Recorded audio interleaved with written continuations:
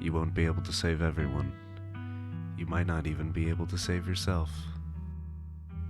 Welcome home.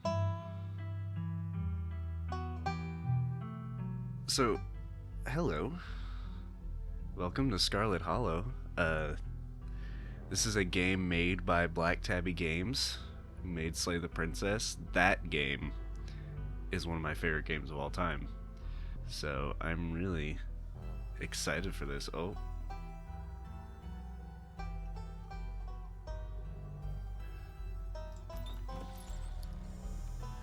Your name is... I'll just go Eli. I'm really tempted to name myself, like, Ballfart 9000, but I know that if this game gets serious, which it probably will, I will most definitely regret that, so Eli is fine.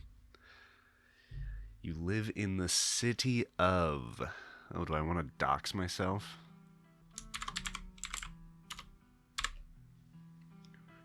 Dayton, Ohio. Select 2 traits. These traits unlock additional dialogue options. Powerful build, mystical. Talk to animals, street smart, get out. Hot! Extremely good looking, a natural flirt. People just like you. Probably because you're a good person. You can talk to animals. Animals can talk to you. A gift and a curse. Well, I kind of want to go keen eye and book smart, but I feel like I'm gonna miss out on a lot if I don't go talk to animals. Oof. Yeah, I'll go with these 2. Maybe I'll regret it, but I'll go with those 2. You jolt awake as the bus hits a particularly nasty bump. You feel like you'd only just managed to start drifting off, and now here you are, awake again and still exhausted. For a moment, you're hazy on the details of where exactly here is, confusing this bus with the many others that came before it. But as your mind continues to restart its existence in the waking world, the past few days come back into focus. The long-lost cousin, the bad news, the 26 hours of bus rides with countless late-night stops and seedy depots that would have felt unsafe even in the middle of the day. You wouldn't normally find yourself traveling like this, but your cousin brought the tickets. The funeral of Prélude Scarlet, your cousin's mother and your aunt, seemed like something you shouldn't ignore, even considering your own late mother's rocky relationship with this side of the family. Fortunately, the end of your long journey is in sight. You're almost in Scarlet Hollow. Is my aunt the founder of this place? Why is their last names the same? So anyway, I was saying... What? Oh no, he's still here. He's been sitting next to you for the past 5 hours, talking at you without pause. You're not sure he even stopped when you started to doze off. At first you thought he was just being friendly, but that was several hours of one-sided conversation ago. I love this man's face.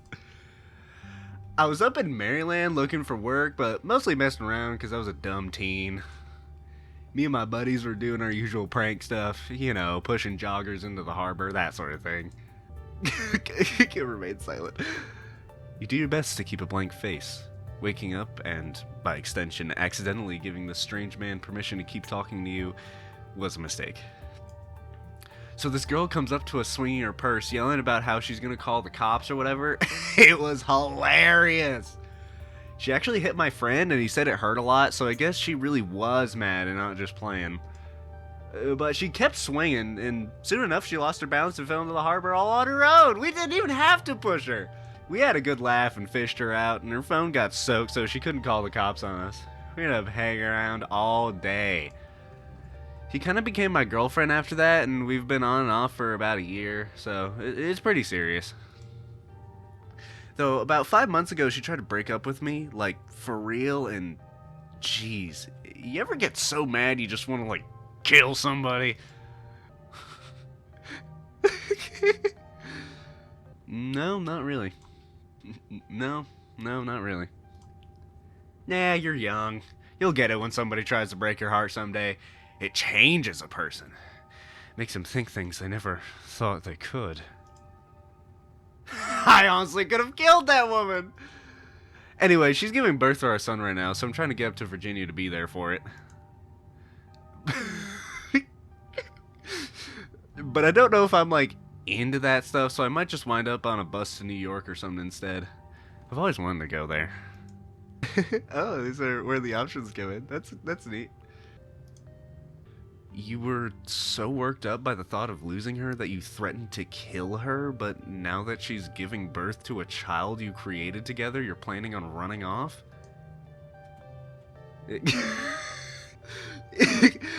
Even if you love her, think about whether that love is strong enough that you'd be able to handle raising a kid together. Think about how your actions are going to impact his life and whether removing yourself would be better for him in the long run. Huh. Yeah. Good stuff to think about. Anyways, where'd you say you were headed? Nah, just a small town. You probably haven't heard of it. That's probably Scarlet Hollow, right? Or the Holler, as they call it in these parts. That's the only other stop this bus turns around. I ride it pretty often, so I'd know. Almost nobody ever goes up that way. Though, actually, I had a couple of buddies who went up there to work in the mine. There's a coal mine up in the holler, you see, and there's always a job listing or two in the boards around there. I never wanted to do that kind of thing myself. I like my lungs the way they are, thanks, but my buddies got desperate enough to try it. I haven't heard from them in a while now that I think about it. I should see if they're on Facebook. See how they're doing up there. Hope they didn't die! He looks back at his phone, for once focused on something other than you. Oh, this is me. It was lovely meeting you. Hope you don't get too bored without me around to talk to. Here, I have something for you. The stranger rifles through his pack before presenting you with a dripping bag of peanuts. This image is distressing. They're boiled peanuts! I got them at a gas station a few buses back. I noticed you haven't eaten much, so I figured you could use them more than me. Plus, they've dripped all over my bag, so I don't want to carry them anymore. Tip. Sometimes picking a dialogue option establishes new facts about who you are. Nice! I love boiled peanuts. I'll take the peanuts. You take the peanuts. Thanks. You're welcome. And with that, I leave you. Safe travels, friend!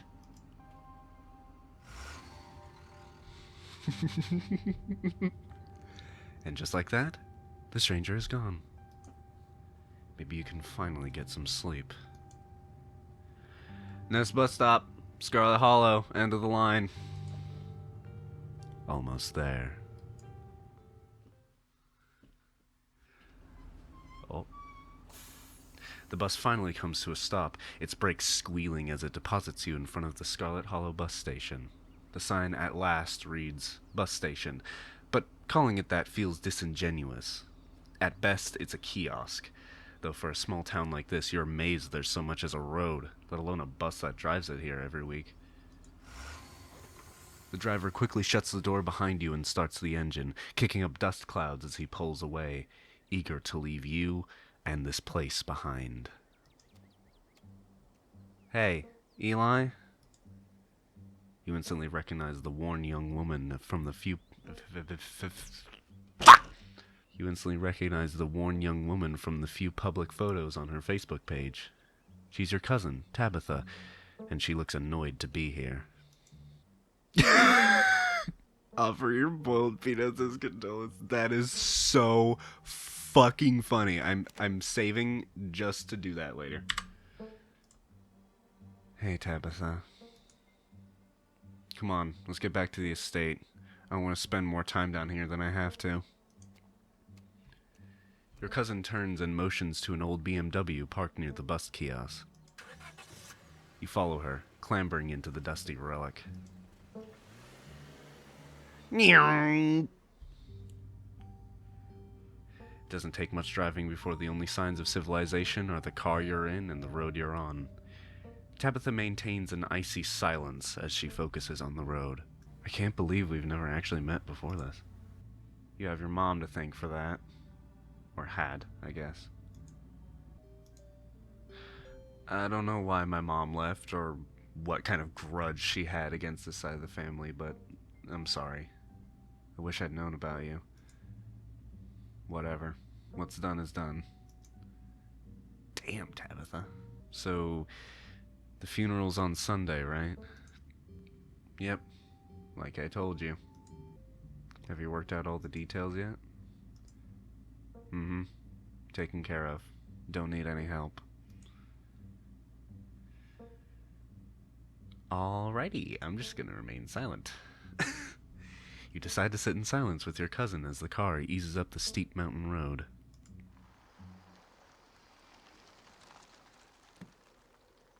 And here it is, the Scarlet Estate. Though it's seen better days, its crumbling elegance is not lost on you, someone used to cramped apartments in gray cities. Your mother told you about this place many times before she passed, always with an anger burning beneath her words. The faded majesty you once imagined doesn't quite compare with what's in front of you, a jarring blend of opulence and ruin. As you stare at it perched on the crumbling cliffside, you can't help but feel like it's something that should have been left to rot a long, long time ago. Definitely an interesting place to build a mansion. Barreling off the side of a cliff. God, the art is so gorgeous. You're hit with a blast of dusty air as you step across the threshold and into the foyer. Everything in this room has been here for much longer than you've been alive, each object cemented in this place with layers of dust and cobwebs. You can hear doors creak on their hinges and the aches and moans of ancient floorboards as the house itself sways in the wind. Welcome to our family's humble estate. Unfortunately, due to the current state of the house, only a few rooms will be safely accessible during your stay. I wouldn't go wandering anywhere else if you value your limbs. The floors have been known to give out. If you know what's good for you, you'll stick to your room, your bathroom, and the kitchen. And hallways, I guess. But only the hallways you need to use to get to those places. I'll show you around so you know where it's safe to walk. You can leave your bags here for the time being. It's beautiful. It is. The estate was the prized jewel of this region for a long time. It's quite a magnificent piece of architecture, even now. Let's just get the tour over with. Follow me.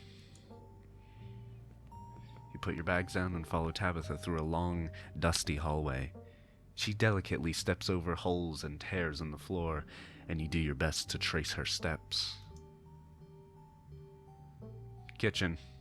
On Wednesdays, a woman from town comes in and does the cleaning. Her name's Janie. This... You live like this? Wait a minute. There was that one dialogue option. I didn't really consider it. I was just like, oh, it's... this place is so beautiful. I want to be nice. Do you actually live in this half-crumbling mansion on the side of a cliff that is gonna fucking fall into the abyss any second now? I wouldn't recommend socializing with her. She'll talk your ear off.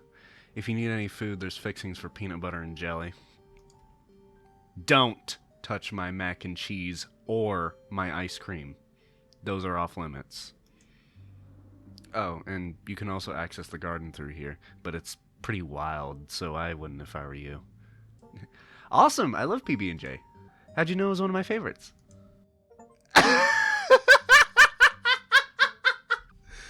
That smile can't be real.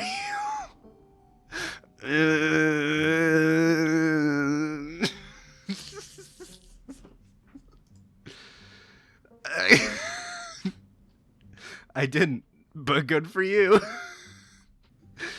You said someone actually cleans this place? Have you ever actually seen that happen, or does this person just say they did it and leave? Oh, I keep a close watch on Janie. She cleans.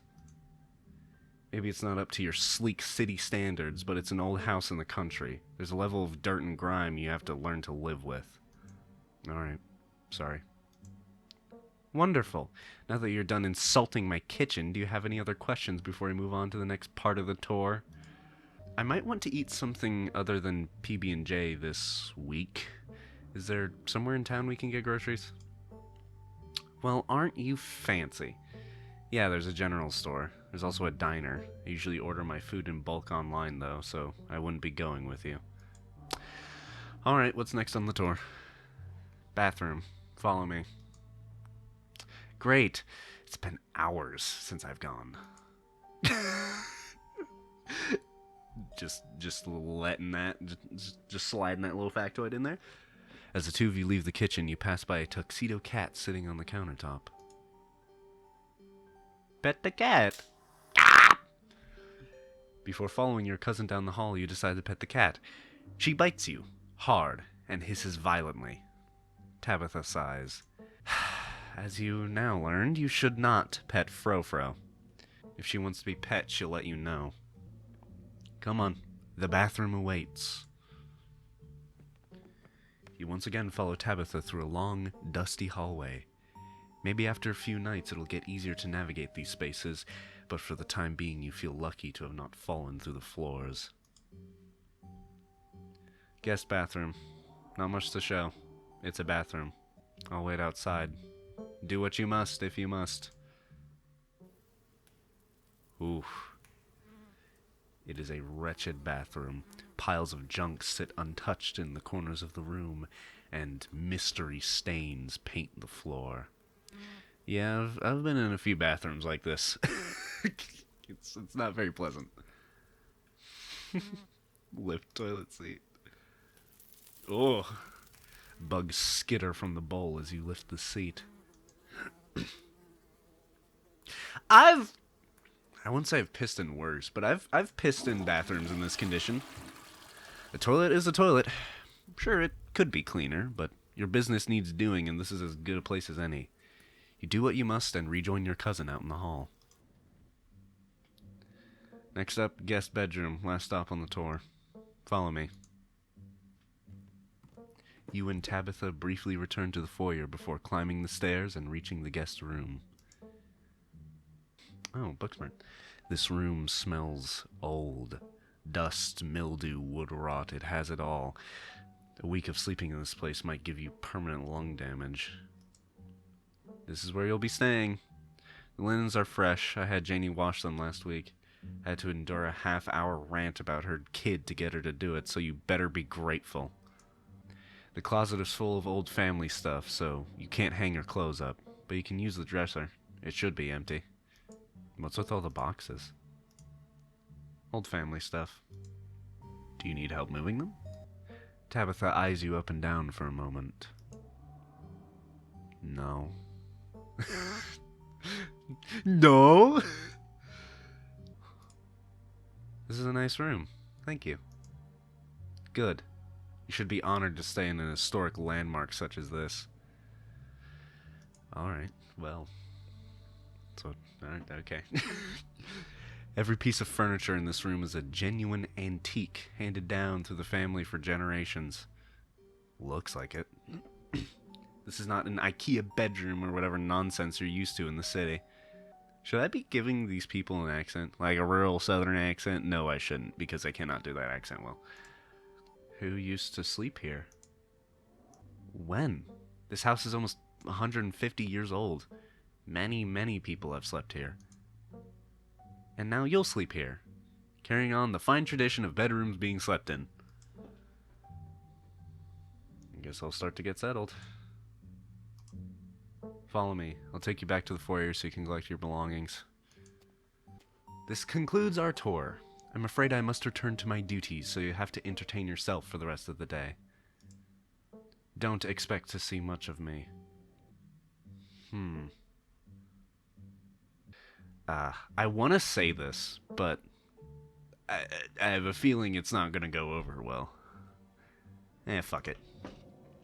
You know, we don't have to inherit our parents' bad blood.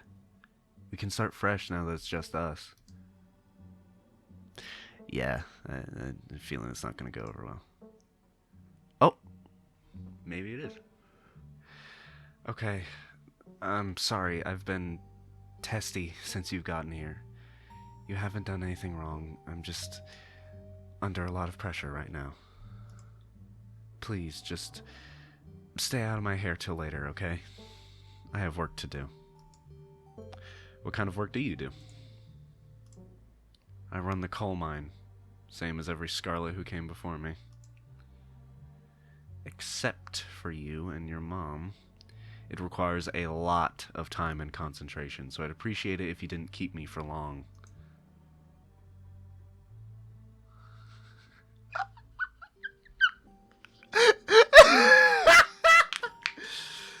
Oh my god. I should not have said that. I can't believe you're in your 20s and already running a coal mine. Talk about hashtag girlboss. Don't patronize me. I know you have nothing to your name, Eli. Damn. Any other inane questions before I leave? Okay. Let Tabitha leave. Are we all set then? I'll see you tonight. Your cousin leaves through the front door. And now it's just you and this sprawling, decrepit estate. A PB&J sounds great right now. You're back in the kitchen, ready to craft a beautiful peanut butter and jelly sandwich. It's a daunting task given the state of this place, but the aggressive growls of your stomach outweigh your fear of food poisoning. Approach, Fro-Fro. The cat hisses as you draw near, but remains firmly in place. This is clearly Fro-Fro's spot on the counter. Okay. You back away from Fro-Fro, trying not to make any sudden movements. Alright. Oh my god. Tabitha Sherlock's are back. Is it an entire pantry full of mac and cheese and then just peanut butter and jelly supplies? Look closer. Oh. You squint into the darkness of the pantry. Behind the molded bread, a single book lies forgotten, a thin layer of dust collected on its cover. You pick it up. You flip to a bookmarked page. Calf's brain aspic? Teddy's favorite served on toast with plain crackers? Both calf's brain and aspic are unappetizing enough on their own, and you can only imagine how vile the combination of the two would be. What kind of person calls this their favorite food? No wonder your mom ran far, far away from this place. You shut the book and put it back in its place. There is a dead rat right next to my bread! Pick up one of the non-moldy loaves of bread. Take the peanut butter. GIF. That's nice. The king of nut butters. And only 3% of each jar is mashed up cockroaches. Here's the fridge. As you approach the fridge, your eyes catch a note taped to the door reading, "Janie, stay out!" in all caps. Below it, in separate handwritten notes, are the words, "Okie dokie." Janie seems nice. You open the fridge. You already feel a deep urge to wash your hands even though you've yet to touch anything other than the handle. Take mayonnaise? Ew! Examine the old Why did you do that? What were you expecting? This takeout container's disgusting beyond words. A liquefied mess wholly congealed in its styrofoam shell. You can't even tell what it used to be. This substance doesn't just smell bad, it smells ancient.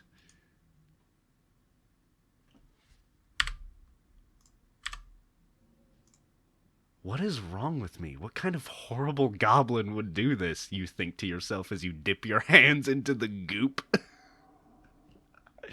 It's thicker than expected. Almost spongy. You scoop some up into your wretched claw of a hand and slowly bring it towards your mouth, allowing its musk to permeate your senses before the slime fills your mouth. It tastes like rot, like the smell of decaying mulch and burning leaves and fish heads festering on the beach. It feels even worse, like your mouth is full of slugs. You can almost feel it writhing in there, though perhaps that's just your own tongue convulsing in disgust at what you've done. This is such good writing. Well, I mean, I've already committed at this point, even though I haven't committed, but I've already committed, so might as well. You swallow the slime. You've done it, and there's no going back now. It slid down your throat like a mass of wriggling worms. Your gag reflex tries to reject it one final time before it passes into your stomach, but your will is stronger. A layer of waxy residue now coats the inside of your mouth and throat, and your teeth squeak with a slippery film, making it impossible to forget what you've done. This is amazing. You have a feeling that the consequences for this action will be severe. A problem for future you to worry about. Alright, yeah. That was great, but I'm putting it back. Hey, editing Eli here. I am so fucking annoyed that I didn't go through with this decision, because me probably like blasting out of both ends sometime in episode 2 would have been fucking hilarious. So if you're upset about me not going through with this decision, know that I am too. So apologies for that. Your body reacts before you even register what you're doing, compelled by a deep, primal disgust. You shove the container back in the fridge, pushing it into the depths of the shelves and out of your mind. Hopefully you can forget it exists and move on with your life. Check mayonnaise.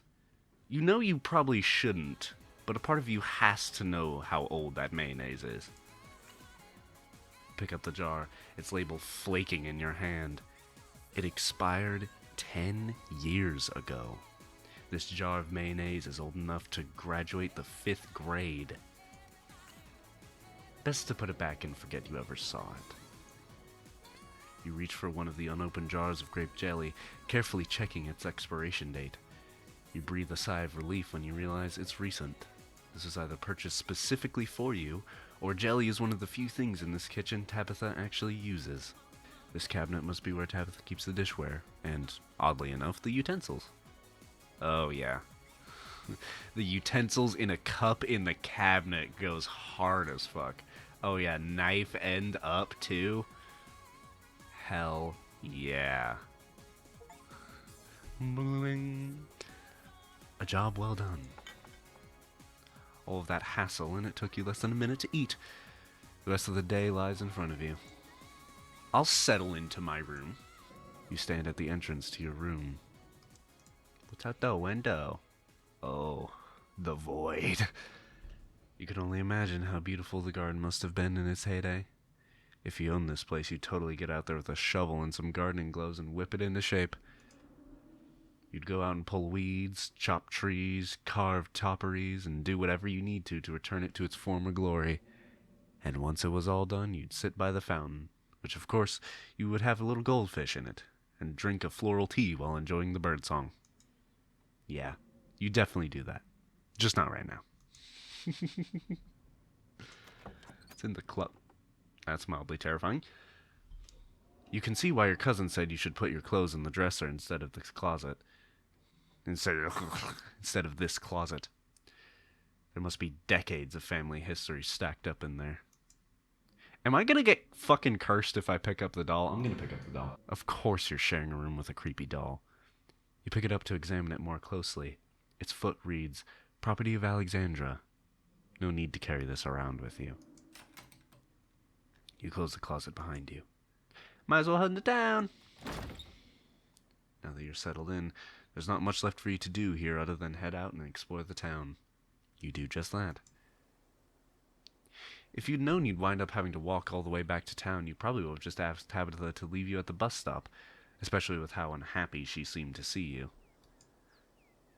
If only you could wipe that slate between the two of you clean and bury some of the tension. Though, maybe her mother's funeral isn't the best time for something like that. Yeah, I'm kind of thinking that. Then again, maybe it's the perfect time. Is it? It really is pretty out here. Finally, you made it back into town. The holler, as that guy on the bus called it, has probably seen better days. It still has the feeling of an idyllic country town, but its sidewalks are cracked and many of the storefronts are boarded up, their windows dusty with age. This is just what fucking downtown Dayton looks like. A chill breeze sweeps down the lane, and you shudder, suddenly feeling as if you're peering into a grave. Oh. Oh. Oh.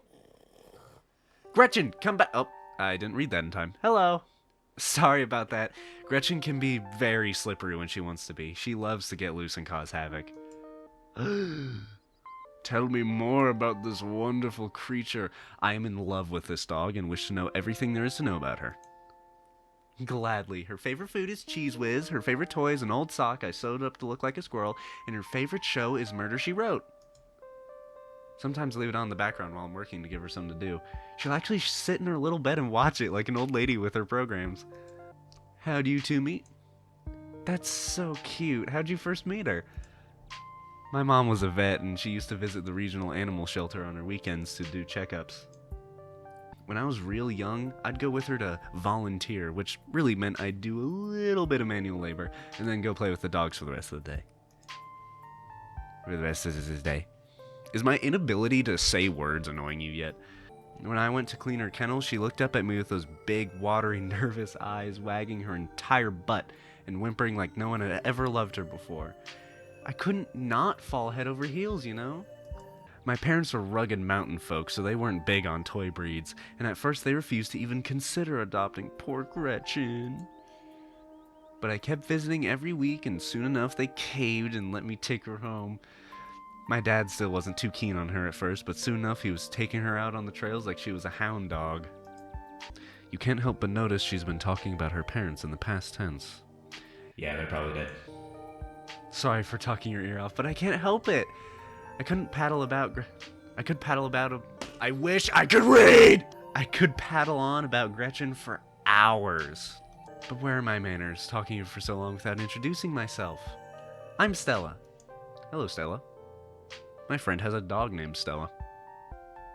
It's not often I see a strange face up in the holler. Every now and then there's a new crop of coal folks, but you don't look dusty enough for that. Hello, ma'am? You aren't in the town for the funeral, are you? The Scarlet funeral? Yep, I just got into town today. Wow, I didn't think there would be anyone else coming. Are you staying with Tabby? How's she holding up? I haven't seen her since Prélude passed. Or for a while before that, now that I think about it. Even though we just met a couple hours ago, I'd be lying if I said I wasn't worried about her. She's always been a little rough around the edges, but I figured she's probably just having a rough go of things. She and her mom were really close. To think she's been up in that old mansion all by herself.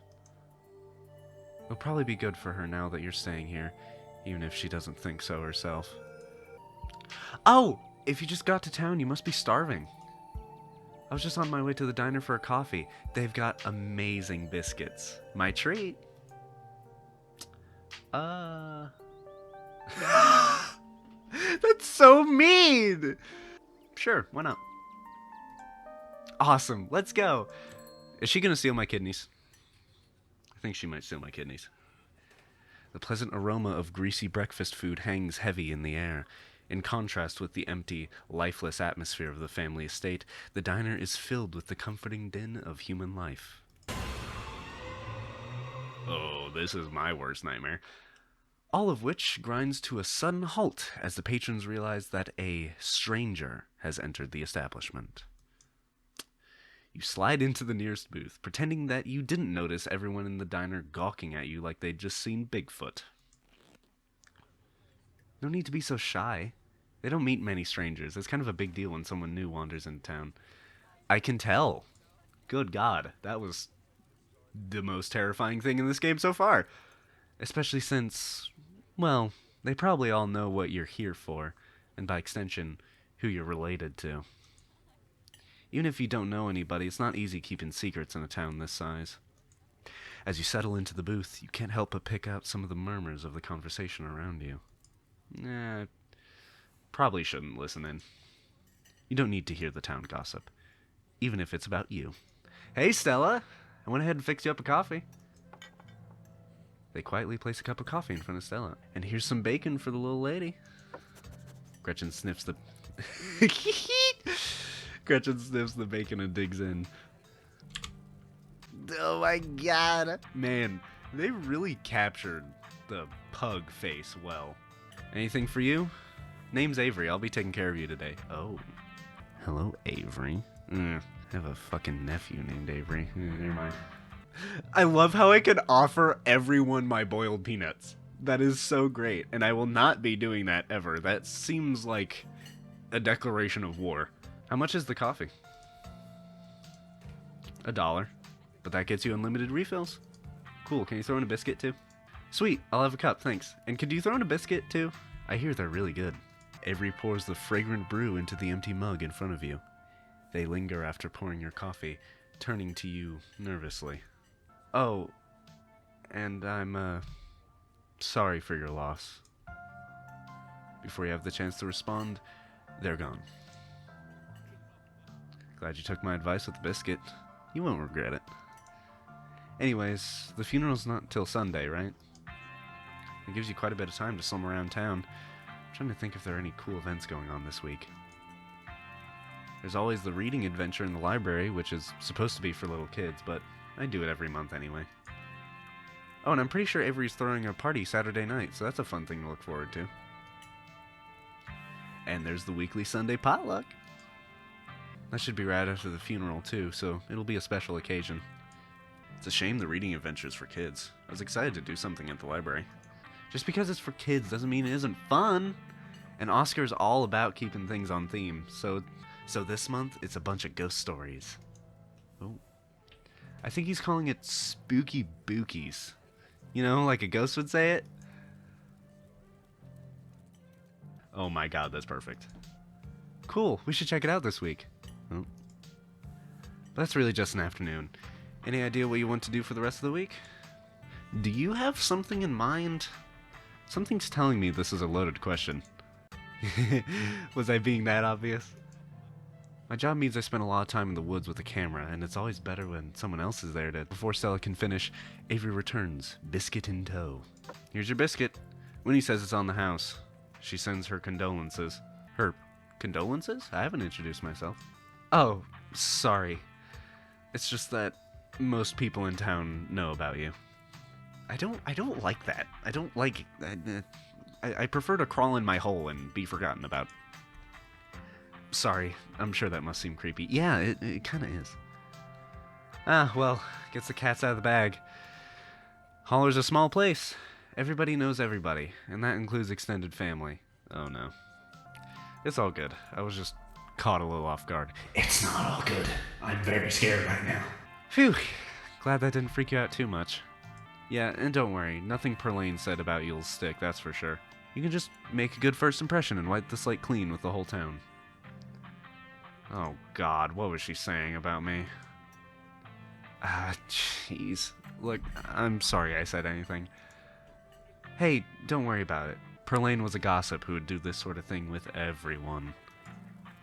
Spreading weird little rumors about folks was her trademark. But enough about your aunt. You got a biscuit to enjoy. Pick up the bit. I don't I like her contemplative stare into my eyes. Whoa. This is I gotta do the eating voice properly. Whoa. This is a really good biscuit. Wow. I'm so glad you like it. Avery lingers at the table for a moment.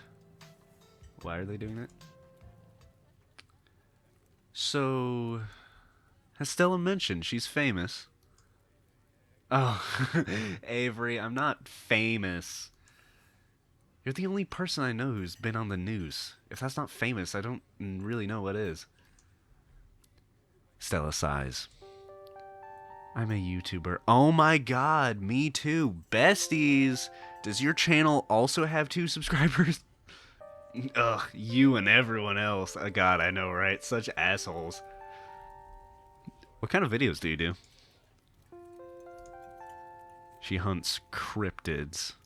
You should really check out her channel, Eli. It's amazing. I think the best video to start with would be that river one. You know, the controversial one. Oh yeah, the Catabao River Runner. I didn't expect much out of that footage at the time, but it really wound up doing numbers. So, the River Runner is a cryptid that's only known for a single sighting. 2 Boy Scouts thought they saw something big and weird in the Catawba River. River. And that's all I had to go on.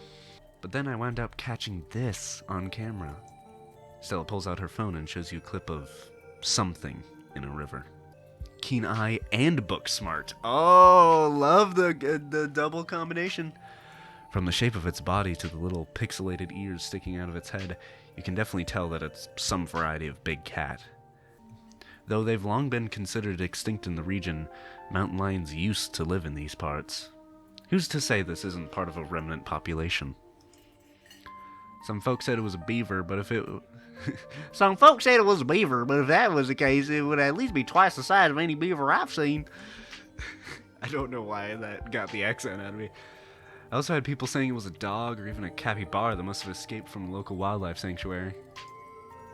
I'm still not sure what it was, and I'm the one who saw the thing with my own 2 eyes. It's a mountain lion.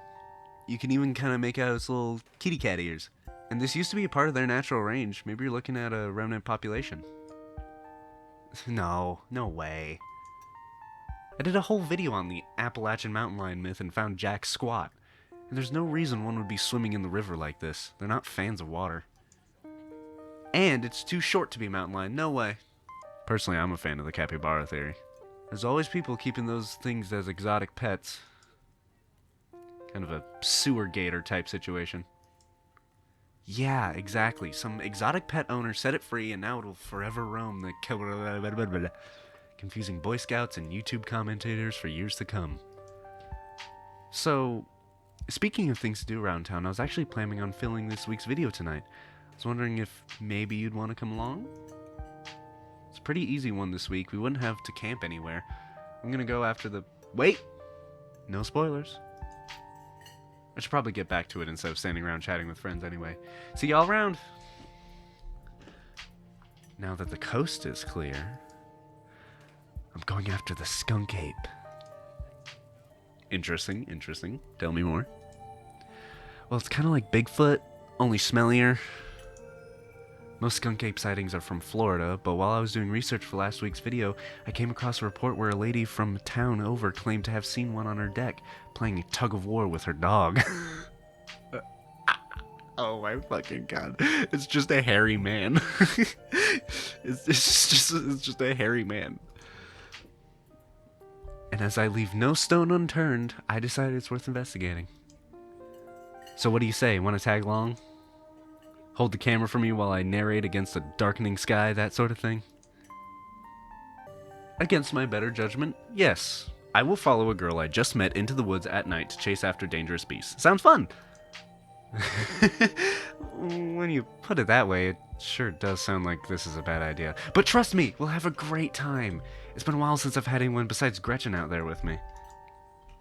This is gonna be a lot of fun. I actually started the channel with a couple buddies of mine back in middle school, so it'll kind of be like a blast from the past. I miss those two. Our videos were terrible. You know, that gets me thinking. I wonder if they'd be down to come along with us. Get the old gang back together. Though I guess Kanika had to close out the general store tonight, so I'm pretty sure she's a no-go. But Reese... I think there's a decent chance that we could get him to come out of his cave, if he's up for it. You mind if I make a quick call? I don't answer, but okay. Stella pulls out her phone and dials it, waiting while it rings. Reese! Dude, what's up? It feels like it's been forever. Oh, man, I'm sorry to hear that. Do you want me to come by, or...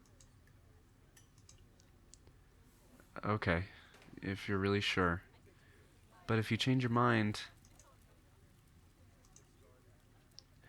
Oh, I was just calling to ask if you wanted to come out to the woods tonight. I met somebody cool in town today. He's Tabitha's cousin. I know! Yeah, just here for the week. Anyway, we're gonna look out for the skunk ape. We could take the easier trails if that would help. Dang, man, that sounds awful.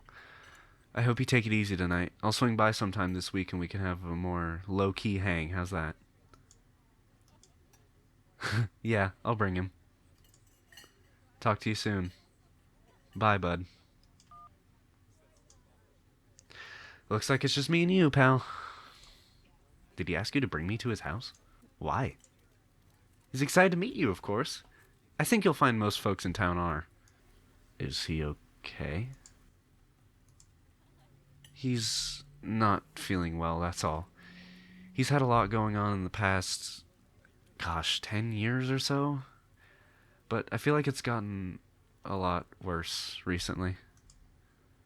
I can't remember the last time I saw him leave his house. Oh well, it's not my place to talk about, really. I just got a little excited thinking about having him along again. He's hilarious, you'll love him. We should swing by his place sometime this week. That'd be nice. I'd love to meet your friends. Awesome. I'll make it happen. He's definitely the trickier one to meet. Kanika is much easier to track down since she's at the general store basically every day. But friendship can wait. Can wait. We've got a skunk ape to hunt. So we should probably head out if we want to make it up the mountain before it's too dark. Come on, let's blow this popsicle stand. That is not a phrase I've heard in a long time. You pause before getting up. Maybe it's time to make a good first impression.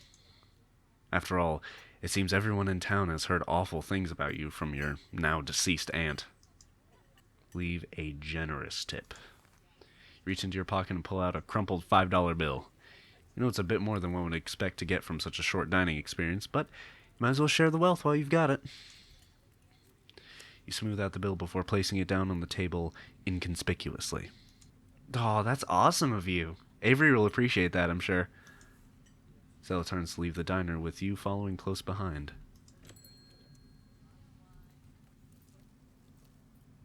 Oh. It hadn't been very cold when you first arrived in town, but as the sun dips closer and closer to the horizon, a chill descends upon the hollow, and you see your situation with renewed clarity. You're in a new place, far from civilization and the people you know, following someone you just met into a dark forest in search of monsters. You feel... Oh, what do I feel? More alive than you've felt in years. You feel alive. The fall breeze passing through leaves, the orange hue of the setting sun painting the horizon, the promise of excitement ahead. It's been a while since you've felt this in the moment, this present. The world around you almost feels magical. Were a mythical creature actually to manifest in front of you, it would fit perfectly in this world.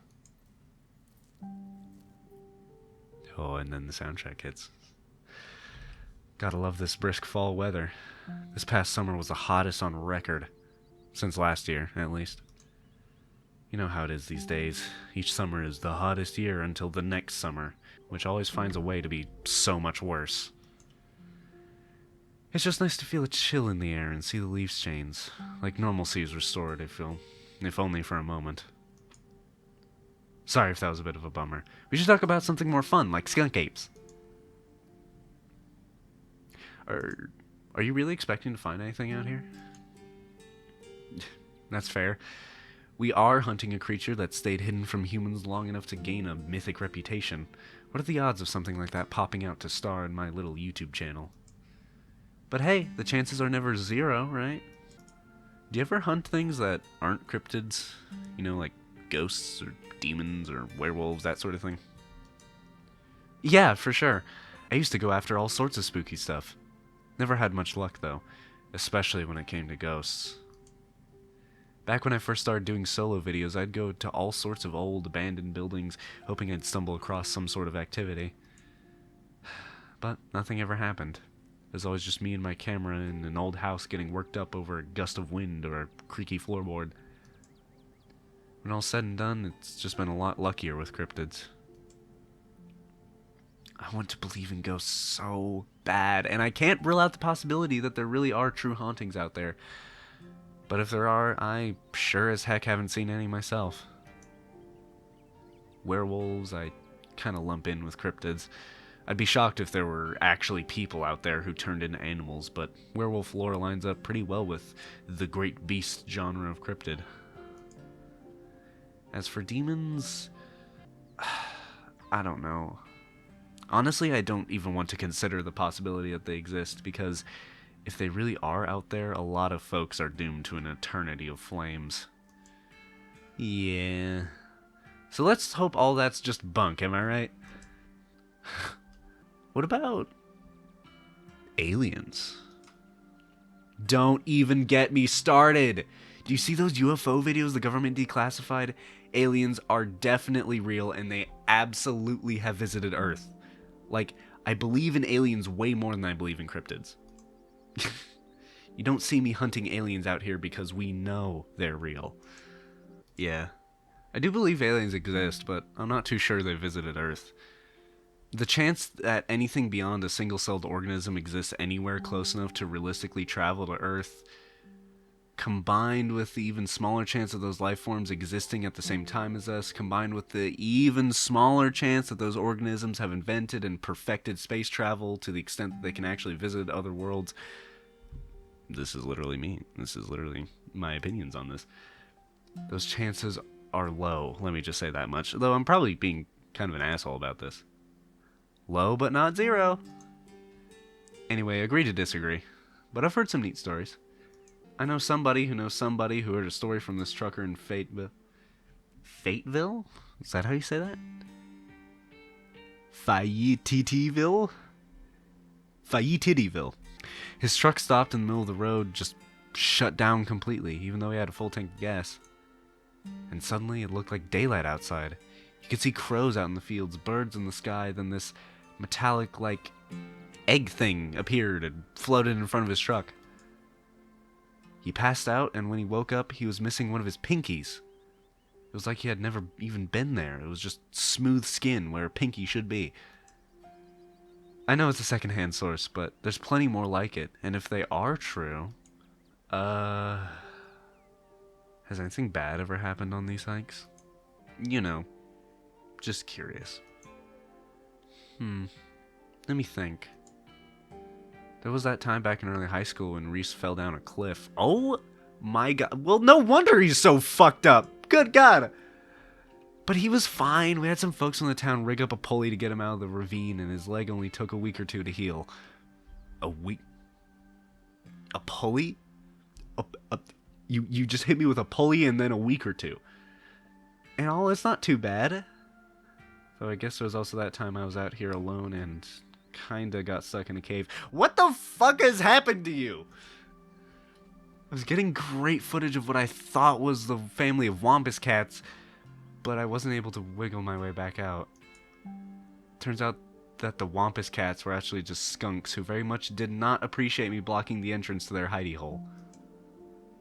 And instead of running for help, Gretchen just sat outside, bored to tears. Lassie she is not.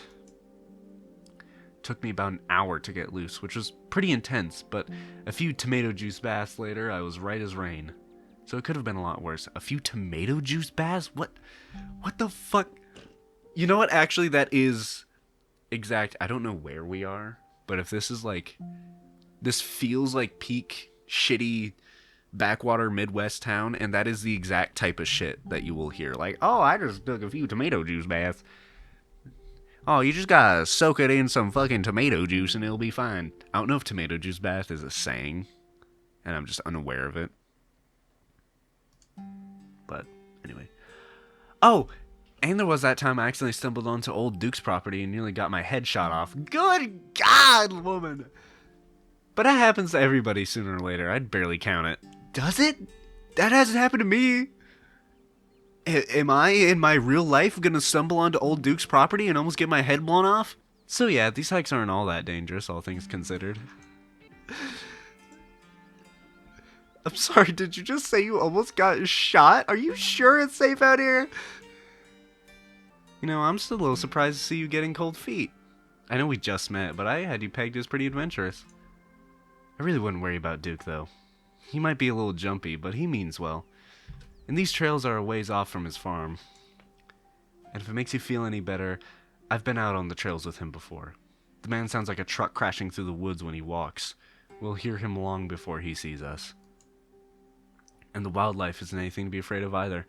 The worst I've seen up here is the occasional black bear, and even they scare easy. Sure, sometimes worrying can help you prepare for something, but we're as prepared as we can be. I even carry bear mace. And if you're as prepared as you can be, why give in your anxiety when you can have fun instead? That is so fucking true. Anyways, all this is to say we're good. Don't worry. Did you hear that? Oh, calm down, Gretchen, you old mutt. Oh my god, I'm about to get my fucking head blown off. Phew. Sorry for getting spooked, Duke. I thought you were... some creature of darkness. Nah, girlie, it's just old Duke. Now, what the hell are you looking for way out here? Skunk ape? Sorry, I asked. And who's this you skunkered into coming with you? Wait a tick. You aren't... Is that? Yep. I see. Welcome to the holler. My condolences. I'll keep you in my prayers. Another stranger. Another opportunity for a salty introduction. Oh my god, I didn't realize what that meant. Oh my god, I love that I can give my fucking peanuts to anyone. I have to see what this looks like. You hold out the slippery bag in front of Duke. It's grown quite fragrant since you first put it in your rucksack, like the scent of old beer. But you're pretty sure that's what it's supposed to smell like. Boiled peanuts? From your backpack? No, I'm all set, thank you. But, okay, well, yeah, I'd rather just not. You once again remember the dripping bag of boiled peanuts you have on your person, and briefly consider offering them to Duke before realizing that would probably be more of an insult than anything else. You keep them hidden away. This is just gonna be my secret. my secret bag of boiled peanuts. It's just gonna ferment in my fucking rucksack. Now, both of y'all head back to town, you hear? It's best you steer well clear of this area tonight. I'm out dealing with my own critter, and I wouldn't be too appreciative if a couple fools with a camera scare away the more sensitive wildlife. What are you hunting tonight? Something tall and hairy? Something musky? You seen anything like that recently? Wouldn't you like to know? You can never stay in your business, Stella Richmond. Put that damned camera down. Aw, come on, Duke. Maybe I could help out. I'm pretty good at tracking. You know, I learned from the best. That you did, but I've yet to see a shred of proof that you listen to any of it, the way you tromp around the woods at night yelling about chunkabungas or what have you. Something's getting at my chickens. I've lost 3 this week, and can't afford to lose any more than that. Oh, something's bad about it. Some bad's about to happen. It's about to be some horrible monster. Huh. I wonder if Skunk Ape has a taste for chicken. Now see, this is why I don't come to you about these things. There ain't no Skunk Ape, wherever the hell that is. I know exactly what this is, but I know you won't believe me if I told you. Oh, Duke, you don't think it's... I do, actually. It's those damned mountain lions. They're out there, Stella. I don't care what your little investigation turned up. You haven't been out in these woods as long as I have. Those sons of bitches are sneaky. Of course you wouldn't find any in one night of tracking. And I know for a fact that's what's been getting at my chickens. It couldn't be anything else. It's gonna be some horrible demon monster, I already know it. It's gonna be a fucking chupacabra. I'm telling you, man, mountain lions are extinct in these parts. There hasn't been any actual sightings since the 90s, and even those were iffy. I can't believe you go out there on your YouTube saying some river monster spotted by a couple school-age Boy Scouts has been 100% confirmed, yet Appalachian cougars are some kind of far-fetched fantasy made up by geezers like me. Okay, we're in Appalachia. You made me look like a fool. I read those comments people were posting on your video. I'm sorry, Duke. I didn't mean to sick anybody on you. I just don't think it's plausible. You'll eat those words when I come carrying a mountain lion corpse out of these woods at dawn. And if you two don't want a full face of buckshot, I suggest you run home and stay out of the woods tonight. Let's just go, Stella. He's the one with the gun, after all. Who is texting me? You're right. No point in losing any more time arguing. Fine, we'll head back into town. Break a leg out there, Duke. Break a what now? I mean, good luck, old man. Alright. Have a nice night, y'all. Well, these seem like nice people. Very strange people, but nice people. As you and Stella return to the trail, she carefully looks back the way you came. Okay, the coast is clear. There's no way we're letting Duke get us out that easy. Come on, I know a trail that'll let us get around him. Wouldn't you rather go home and hang out? Maybe, watch a movie? I'm a lot less comfortable going out into the woods now that I know we'll be sharing them with a guy who'll shoot anything that moves. Oh, you don't have to worry about old Duke. He's never actually shot anyone. We can always do a movie night later, but right now my viewers come first. They demand cryptids, and I am duty-bound to give them what they so crave. Are you kidnapping me? Okay. I guess this could be fun. I promise it'll be fun. And safe. The trails go up just this way. Let's go. Alright, this looks like a good shot. Mind holding the camera? She hands you the camera and takes position. Oh my god, I gotta fucking mute my phone. Hang on. I don't know why I didn't have it on mute before recording. It's almost like I'm a shitty YouTuber. Ahem. As night falls, my new assistant, the mysterious Eli, and I find ourselves on a high hill in the Blue Ridge Mountains, where we'll begin our hunt for the elusive yet pungent skunk ape. Though mostly encountered in Florida, this possible relative of Bigfoot has been spotted all along the southeastern edge of the United States, including right in this very county. Here's hoping we get a glimpse tonight. We'll check back once we're on the trail. Until then, stay searching, Stellars. Stellars? That's your fucking... Alright, I'm calling all my fans Eliers from now on. I can take that camera off your hands now. We'll be able to start tracking scenes once the sun sets all the way. In the meantime, we get to take in all this gorgeous scenery. I do love nature. The nature out here is incredible. I'm so used to only seeing pigeons and rats. Can't wait to whip out my copy of Guide to the Birds and Wildlife of Western North Carolina and go to town on some identifications. You might wind up being a little disappointed. I feel like it's been quiet here in the past week or so. I guess everyone is flying even more south for the winter. Or maybe they've been scared off. Maybe by a very bad smell. A bad smell attached to a mysterious ape. Your quiet moment with Stella is broken by a loud, percussive snort. Oh god, it's Duke, isn't it? Oh, it's a deer. And this noise means it's alerted the rest of its herd to danger. Oh god! The skunk ape found us! Now it is we who are the hunted. I wish. That's just the sound the deer make when they want to warn the rest of their herd about big, scary predators like us. Let's check it out.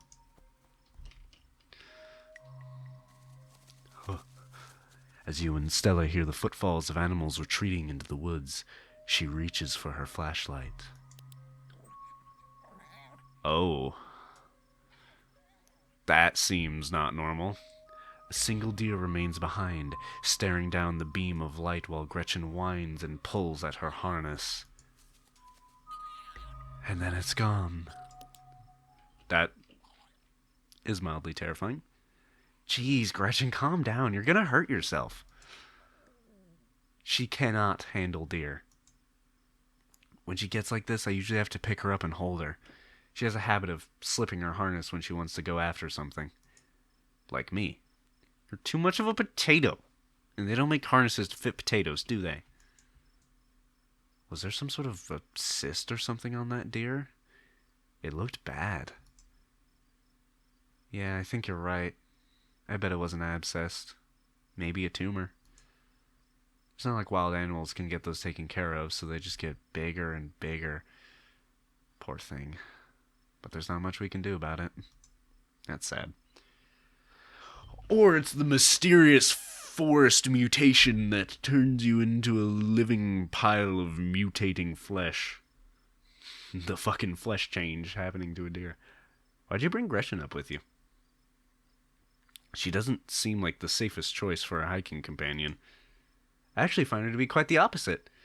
Sure, she wants to chase stuff, but I usually let her when I'm not. Oh god. Oh god. I actually find her to be quite the opposite. Sure, she wants to chase stuff, but I usually let her when I'm not on one of my cryptid hunts, so I can't hold that against her. I'm just happy she's still so feisty even at her age. Pugs aren't exactly known for their good health, but here she is, running around the woods at 17. Damn! And I feel like the fresh mountain air and exercise have helped her a lot in that regard. You defy the laws of nature, don't you, Gretch? She does, good God. Well, that got my heart rate up. I'm so ready for the hunt, in capitals. Same for me. If we take a quick snack, fuel up, and get right back to the night's activities. A quick snack? As you settle down to rest, Stella breaks open a bag of assorted snacks. Trail mix, extra M&Ms. The trail mix with extra M&Ms does look really fucking good. You grab the trail mix. Classic choice. It never fails to satisfy. I like to mix my own to make sure it has the best stuff. Mostly M&Ms. And I left out the raisins. No one likes those anyways. I like the raisins. What's wrong with the raisins? You went... That's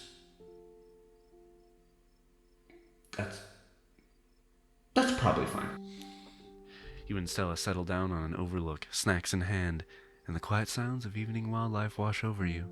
Gretchen gnaws at a stick, distracted for the time being. Gretchen's about to fall off that fucking cliff, good lord. So tell me, what's it like in Dayton? Oh fuck, I shouldn't have put that there. Do you have a house, an apartment? Do you live with family, roommates, pets? Your face changed, I feel like. Did your face change? Are you transmogrifying into some horrible beast? You kinda look like the apotheosis. Oh my god, slay the princess! Tell me what's it like to be Eli. Oh my lord. You don't want to know. It's not that bad. I live in a 12 by 12 shed in someone's yard! I live in an internet cafe. I live in a doorless basement that floods whenever it rains. I also have 5 roommates and they have to come downstairs to do laundry in my room because the washer and dryer are down there. She's like, oh no.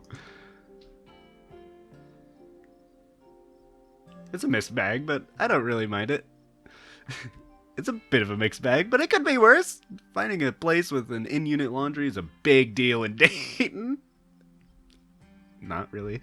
I just wish it weren't quite so in-unit, for me at least. Also be nice if it didn't flood so much. Half the room was unusable because it's 3 inches deep in water every couple weeks. I don't remember the last time I got a good night's sleep. Or privacy for that matter. Dude, people have walked in on me jerking off so many times that it's not even a big deal anymore. They just come down, see me cranking it, and they're like, oh, hey. And I'm like, hey, yeah. And then just, back to business as usual. That's a nice way to look at things, but I don't know if I can handle that. I don't know if I can handle people walking in on me jerking off. Are your roommates nice at least? Kind of clicky? That's not how you spell that. Tending to form or hold exclusive groups and not so welcoming to outsiders. Oh. They're nice enough. But it's a tough living situation. I get that. I certainly don't think I could live without any privacy like that. It's fine, you get used to it. you think you'll move out at some point? I've been saving up for something better. Oh, I hear you. I've been saving up for something better. Oh, yeah? Good for you. So, what do you do for a living? Build programming ads for a company that no one's ever heard of. I sell arts and crafts on Etsy. First associate at a big law firm. I'm a streamer. I'm a student. I'm a teacher. I'm in the service industry. I'd rather not say. I'm a student for a living. That's what I do. I go to school for a living. I have an Etsy store where I sell assorted arts and crafts. Sometimes I'll do commissions. Sometimes I'll just sort of find something on the street and fix it up with a quirky design. Like giving something a mustache or painting it to look like a bee. Oh, so you're an artist and you're an upcycle. Nice. And upcycle. It used to be fun and relaxing, but now that it's a job, it's just sort of lost its luster. Yeah, I feel like every time I try to get money from my art, it does kind of turn it from a passion into a job. Believe me, I can relate. I still love what I do and I wouldn't trade it for the world, but there's definitely a shift that happened once it stopped being just for fun and started to be something I had to do. I don't know if you're looking for advice, but something that's helped me is going all in on treating it like a job. Setting real work hours and taking at least one day off a week, that sort of thing. You'd think it'd hurt your productivity, but for me it just meant a day a week I wasn't spending stressing myself out. For a moment, you think you catch something in the tree line from out of the corner of your eye, but before you can see anything, it's gone. Yeah, I saw that.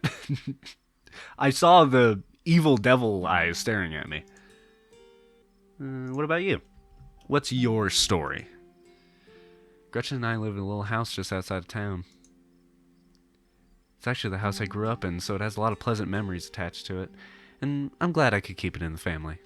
My great-great-grandfather built that house, and he must have done a great job because it's just as sturdy as it's ever been. I go to the house and it's just fucking crumbling. Keeping the house in the family? Is it just you there? Yeah, it's just me and Gretchen. My parents died a few years back. Oh, yeah. But it's okay. I've done my mourning. Life goes on. And we still get to live in our beautiful family home. Just me and Gretchen. It could be a lot worse. I guess we're both members of the Dead Moms Club, huh? Yeah, I feel like she's probably a lot better to make that joke on than Tabitha. I say that and then she just takes like great offense. She just starts beating the shit out of me. I guess we are. How are you holding up? I am great. I was glad to see her go. Damn! I'm okay. Hanging in there. It was a long time coming, so it wasn't a surprise. I'd kind of come to terms with it by the time it actually happened. It's not all bad. She doesn't have to be in pain anymore. That's a relief. The hospital bills are another story, though. Can't even imagine how bad that must be. It's just salt in the wound at that point. It's showtime. Huh. Huh. Huh. Quit looking at me with those eyes. I could hear all sorts of wildlife just a second ago. And now it's quiet. You're right. And whatever made that sound is close. Here, watch Gretchen for a moment while I check this out. Oh. You and Stella inch towards the tree line as she shines her flashlight into the woods. As you approach, a series of weak clucks call out from a nearby bush. Oh, it's one of his chickens. Oh, I like how it got darker. What? I didn't read. Oh, what the fuck? What the hell was that? Hold on, I gotta play that back. Holy shit. Guessing it must be maybe 2-3 feet tall? Doesn't look hairy either, so I think we can rule out skunk ape. But whatever it is, it has one of Duck's chickens. Dukes. It looks like it's headed north. Let's go after it. You just know that off the top of your head? I'll just follow her. You follow Stella as she sprints into the unknown, Gretchen excitedly pulling you along by her leash. Oh yeah, I'm watching Gretchen. Forgot about that. Oh dear. Ow!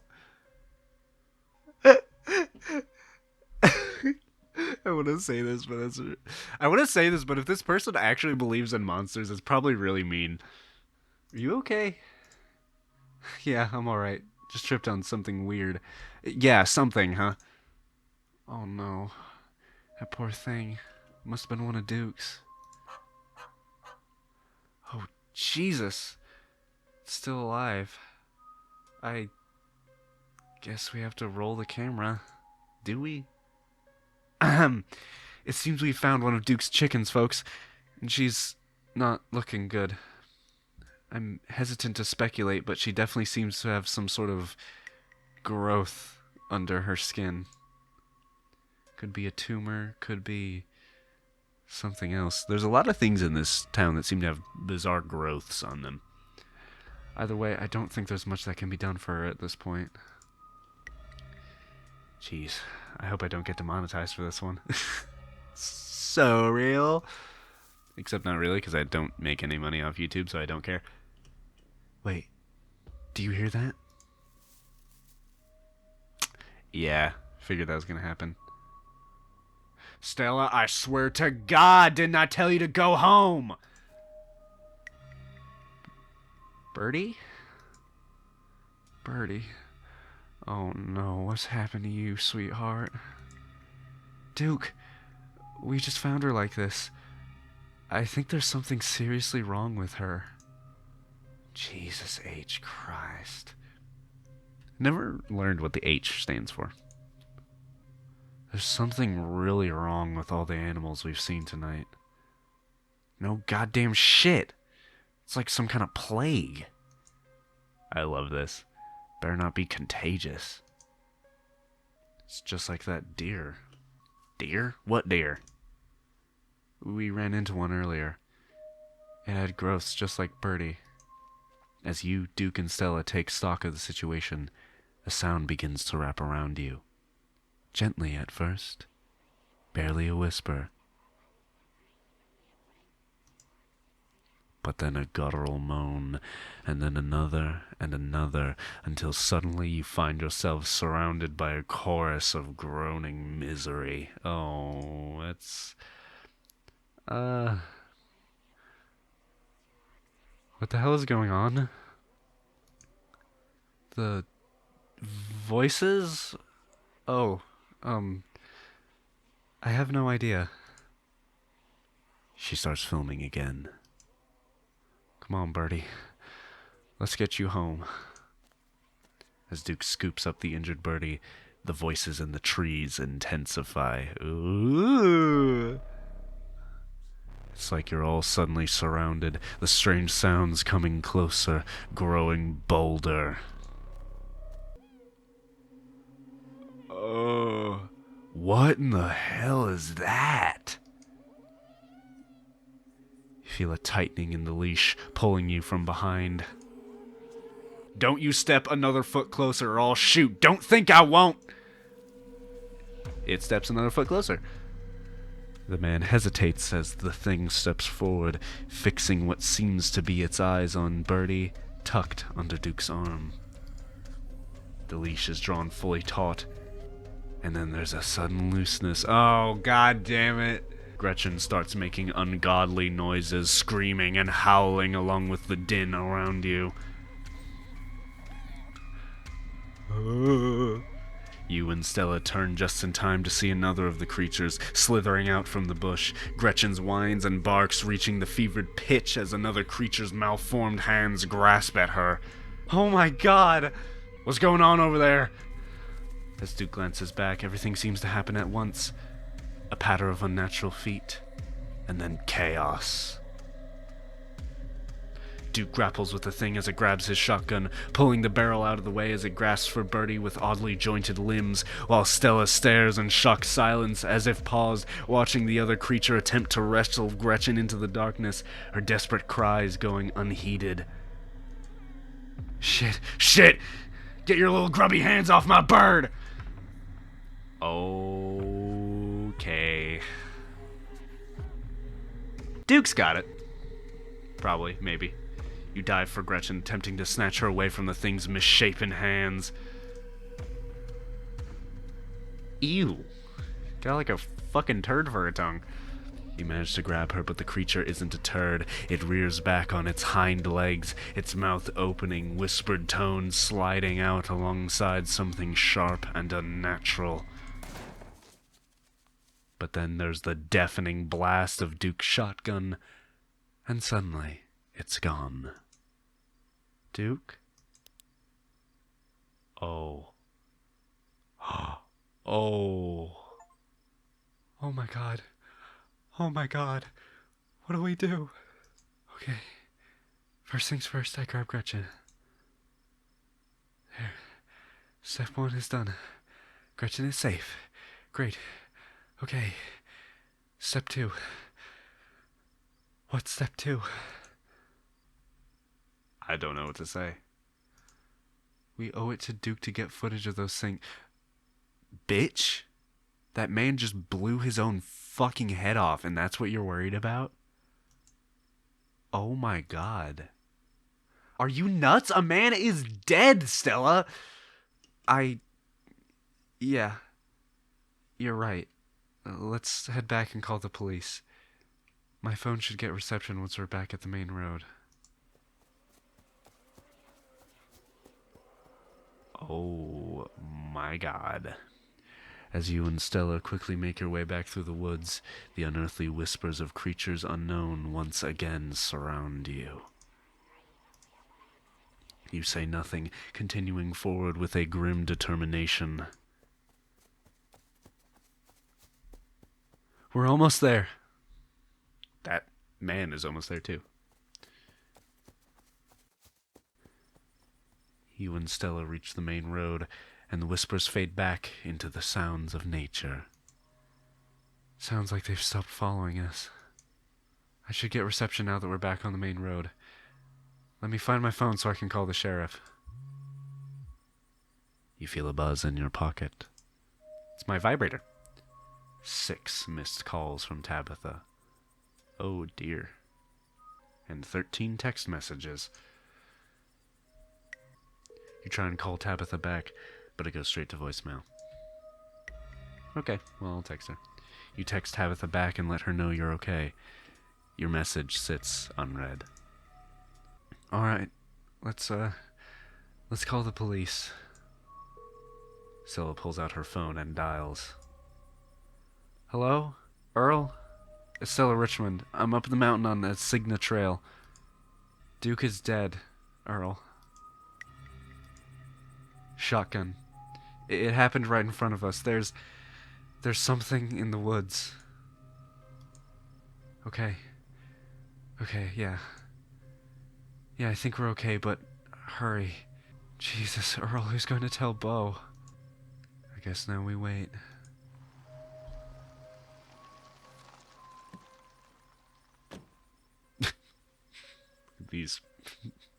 This assortment of men.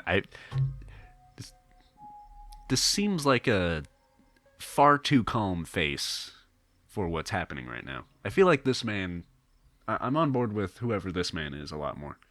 Franklin. It takes a little while, but eventually a patrol car arrives at the scene. Out of it walk 2 officers, Sheriff Hugby, a friendly older man, and Deputy Franklin, a serious man wearing sunglasses despite it being the middle of the night. See? Right there, a thing jumps out of the woods and the shotgun goes off. What? How do I do an old man? Sonny! What in the Sam Hill? What in Sam Hill? What was that, some kind of Pillsbury Doughboy? Dude. Why are you talking like this? A man is dead. What in the Sam Hill? What was that, some kind of Pillsbury Doughboy? Could have been a naked maniac. No, there's more than one. They chased us through the woods. Whatever they are, they aren't human. And they killed Duke. Uh-huh. Now we're gonna have to confiscate this camera, Miss Richmond, if you don't mind. This is evidence. But I... Okay. Let me just turn it off to save the battery. Oh? You notice Stella pop something out of the camera and slide it up her sleeve. Here you go, Deputy Franklin. We appreciate your compliance with the law. We'll get a team out in the morning to retrieve the body. But for now, Sheriff Hugby and I... Please. Please, call me Earl. Earl and I will escort you and... Who are you, exactly? Oh, that's Eli. He came into town today for the funeral. Eli? As in... Tabitha's cousin. Yeah. Damn. Didn't think you'd actually show. We'll escort you both back into town. If there's a naked maniac on loose, it's best you don't walk back on your own. It wasn't a... Never mind. Why aren't you going out there tonight?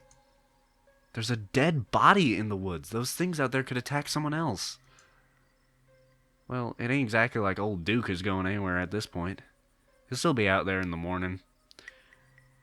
I don't like these people. I don't like how they're talking about this man. We only have a skeleton crew at the moment. Monday nights are Deputy Derrickson's bowling nights. Oh my god. This is annoying me. We'll be on alert for any more reports of naked maniacs, but retrieving Duke will just have to wait. Now, if you'll kindly step into the vehicle, we can return you safely to your home. Do we have to ride back with you? We can just walk. Those creatures left. We'll be fine. I would prefer. I'm afraid I'm going to have to insist. For your own safety. Stella sighs. Okay. Thank you. You can ride over with me, little lady. That is, if your mama permits. This is not... Sure, Earl. You can hold Gretchen on the way to town. The cops usher you and Stella into the back of their squad car. You are just the cutest little thing, Miss Gretchen. Yes, you are. Sheriff Hugby pats Gretchen on the head affectionately, but she remains wholly focused on Stella, a worried look stretched across her little pug face as Hugby scratches behind her ears. Stella is quiet and stiff next to you, back rigid as she stares out the window, jaw clenched. Hey, Stella, you good? No. You sit quietly, watching the trees pass in the light of the headlights. Every now and then you think you see a pale, anguished face staring out at you, before it slips back into the darkness. Hey, Stella, I know you just saw, your friend's, get his fucking head blown off by his own shotgun, but you okay?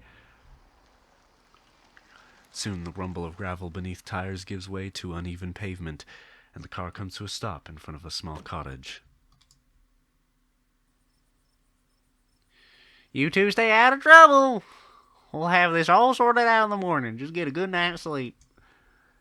And you, whatever your name was, IP Freely. Sure. You're in town for the funeral? Good. Don't you go leaving before then. I imagine we'll need to ask you a few questions about everything you've seen tonight. Stella, keep an eye on him for us. Make sure he doesn't get into any more trouble. Y'all have a good night now. Bye-bye, Gretchen. And y'all have a lovely evening. If any bugaboos give you trouble, you know how to get in touch.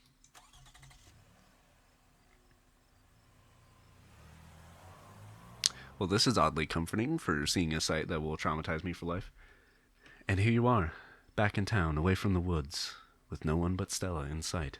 Holy shit. Yeah, no fucking shit. They seemed a little blasé about everything. God, I can't believe they're waiting until morning to even start looking for him. Who knows what those things are doing to his body right now? Oh, they're fucking it.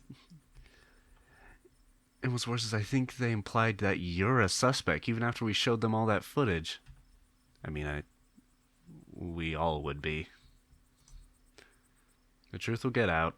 Even if they don't believe that footage, those things are out there in the woods, and something's telling me they're not going away. Yeah, no kidding. But it's okay. I'm not gonna let anything bad happen to you. You're not? Okay, thanks, I guess. I was there. I filmed the whole thing. At the very least, it'll never hold up in court. Will it? Will us two just going out in the woods and murdering this old man that was annoying us not hold up in court better than some evil, mysterious mud people taking a shotgun and shooting him in the head? Or better yet, causing him to shoot himself in the head? I don't know. And it won't get to that point either, because we're going to do a little investigating of our own. I wouldn't interfere with a police investigation. We've got to find out more about those things. If we can get clear footage, or better yet, trap one of them, there's no way they can blame you for what happened. I think they can. The library doesn't open for a while, but I've read every book on cryptids they have and never came across anything like this. There is someone in town who might have some useful information. My friend's mom. Her place isn't far. We should head over now, before it gets any later. Okay, sure, why not? Who cares? Let's keep this nightmare going. You alright, pal? Seems like you might be losing it a little. All the more reason to visit my friend's mom. Yeah, I think I might be.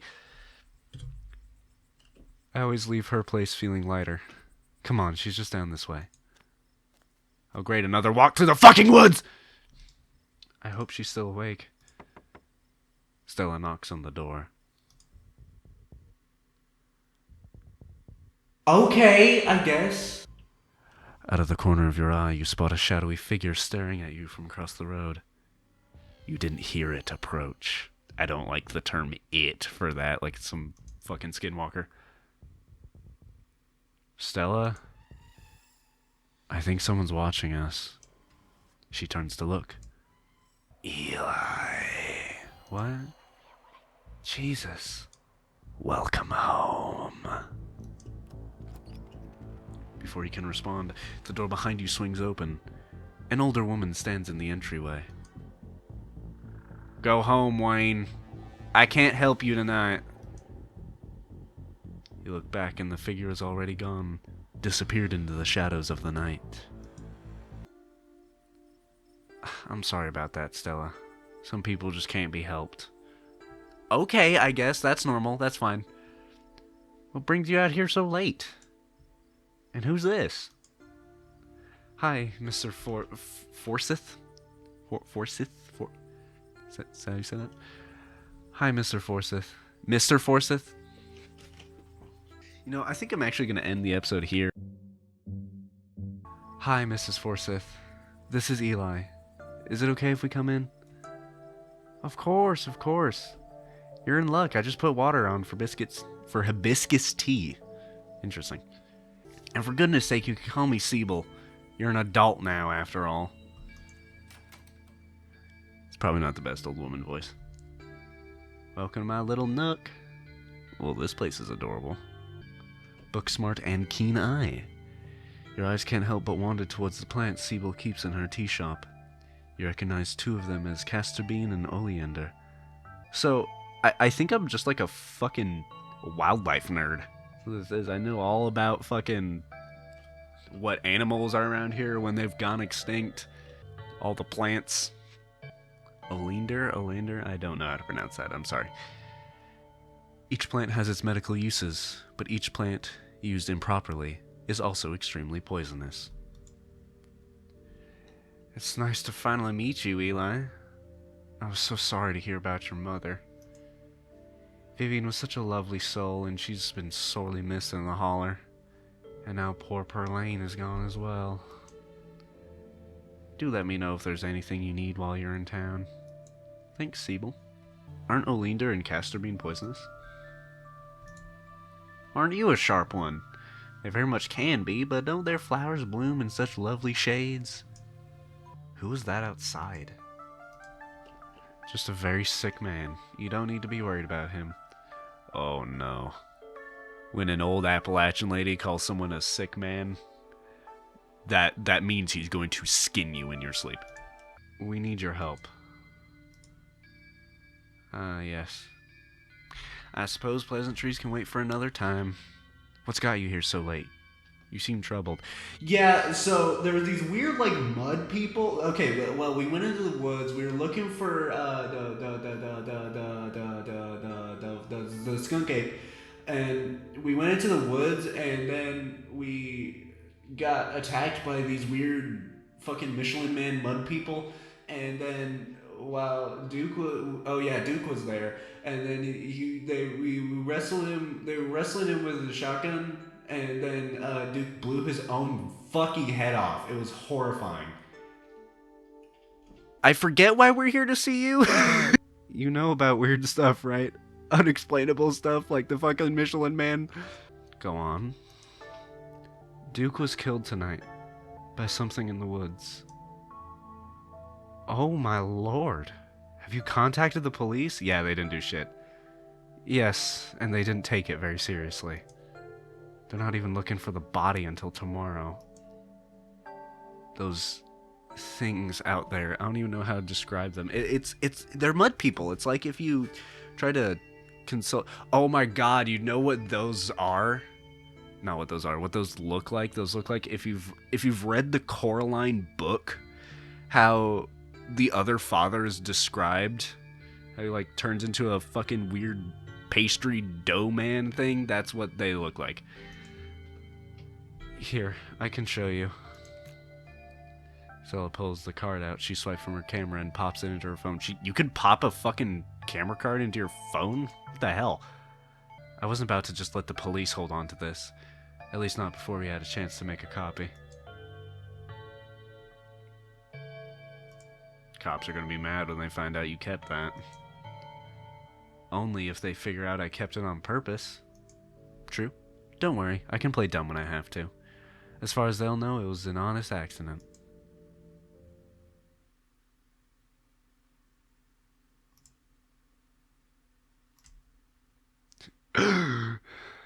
Gasp! Where was this? Up the mountain, to the northwest. The tea kettle is burning. Within the town limits. The tea kettle! The tea kettle! Is there any way to make the video bigger? And louder if you can? The tea kettle!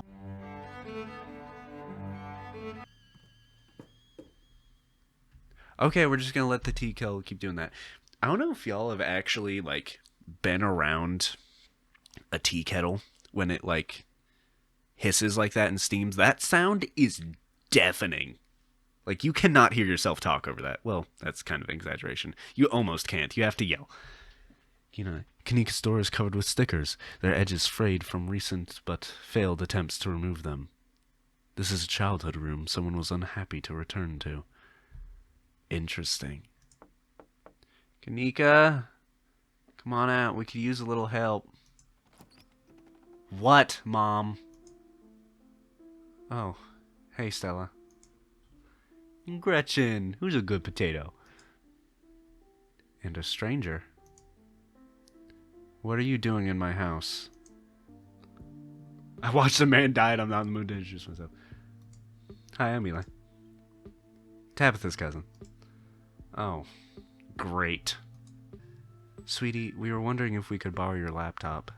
Stella and her friend have a video to show us.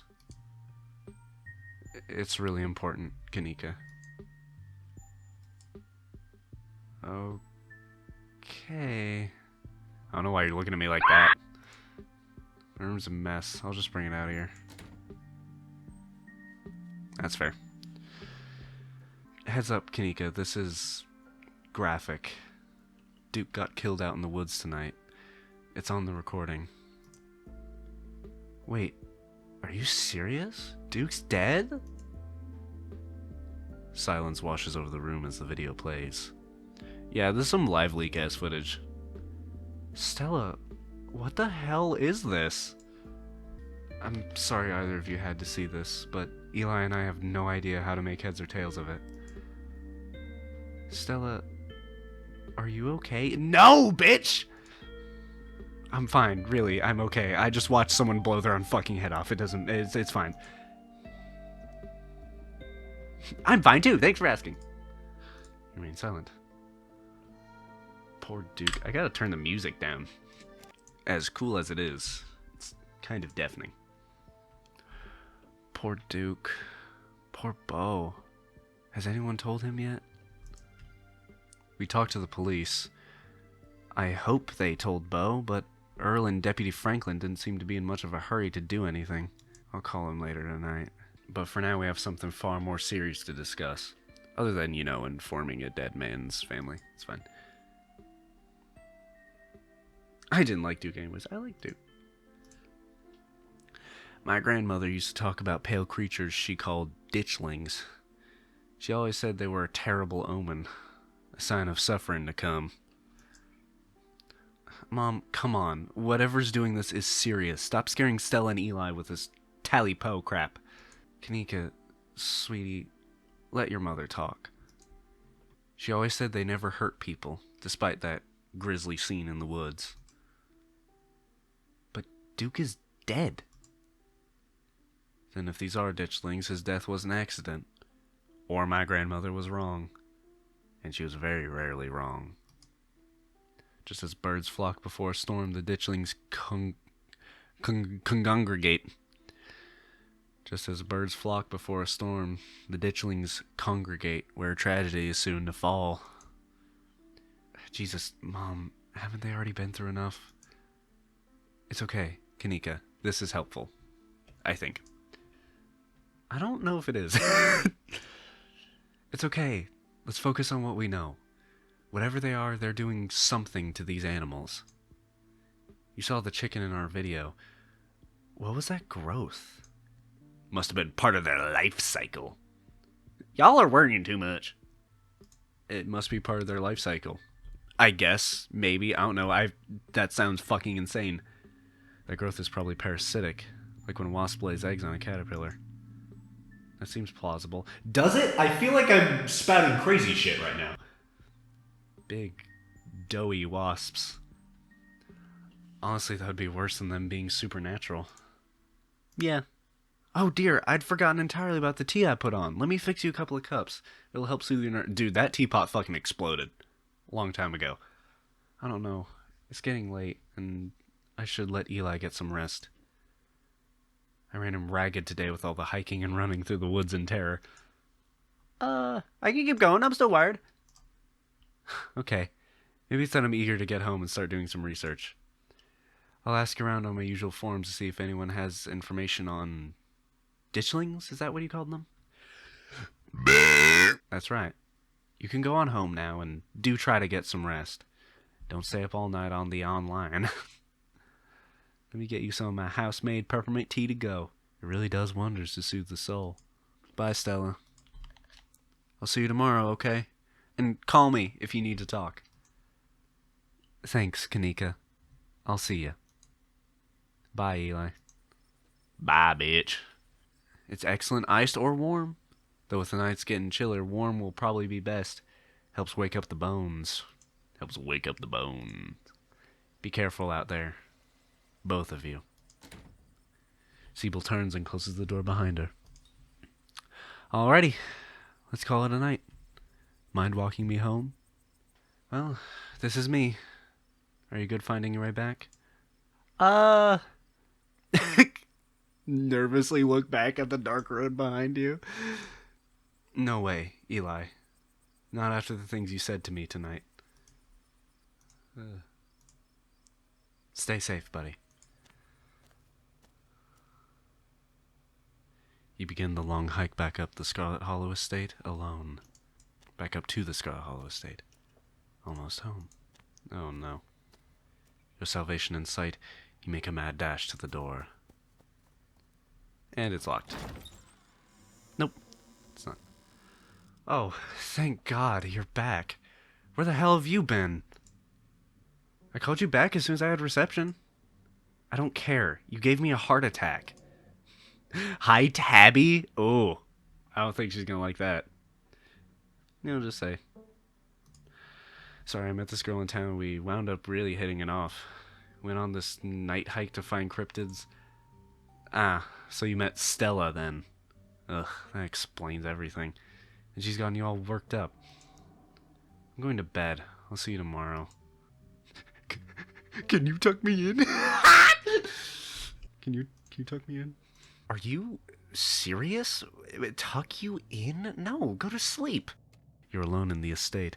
The sound of the wind whistling through the house gives you an uneasy feeling in your gut. It's probably best to turn in and try and leave the night behind you.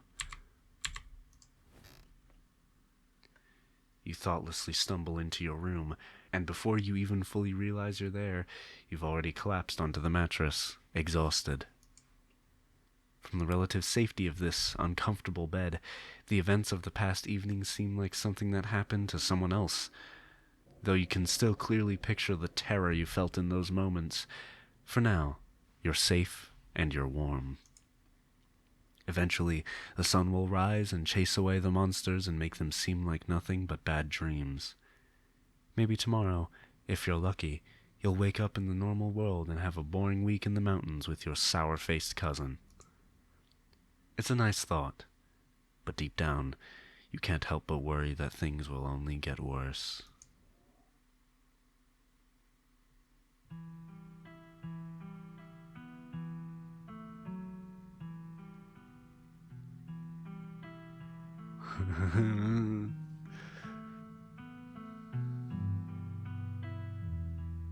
Well, this is neat.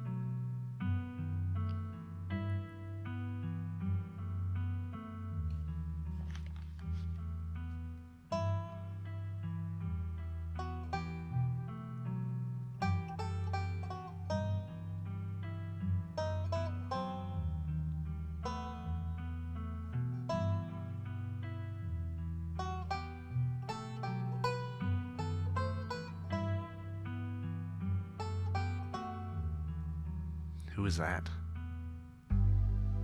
Is that me? Oh. Oh.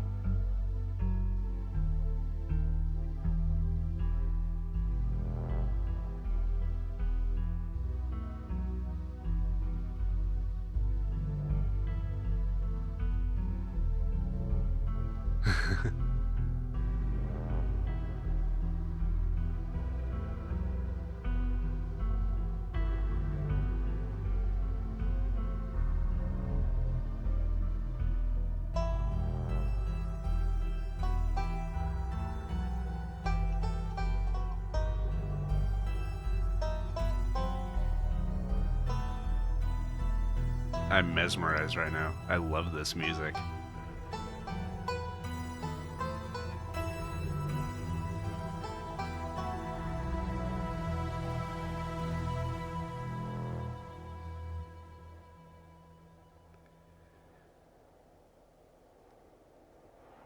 Scarlet Hollow. Wow.